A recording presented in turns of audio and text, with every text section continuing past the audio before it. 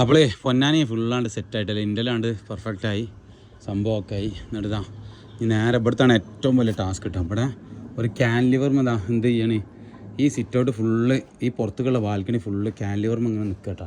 സംഭവം ക്യാൻലിവർമേലാണ് ഇത് full complete നിൽക്കണേ. അപ്പോൾ എന്താ വെച്ചാൽ ഇതിൽ ടാസ്ക് എന്താ പറയുക, അയ്യോ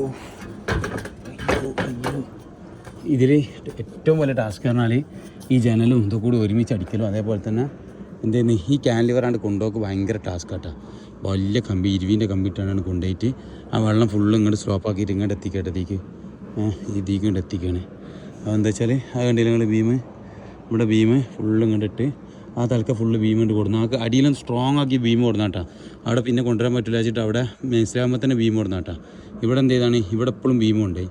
അപ്പോൾ എന്തായെന്ന് പറയാം, നല്ല താക്കത്തായത് നല്ല ലോഡ് എടുക്ക് ദമ്മാക്കിയിട്ട് താങ്ങിക്കോളും.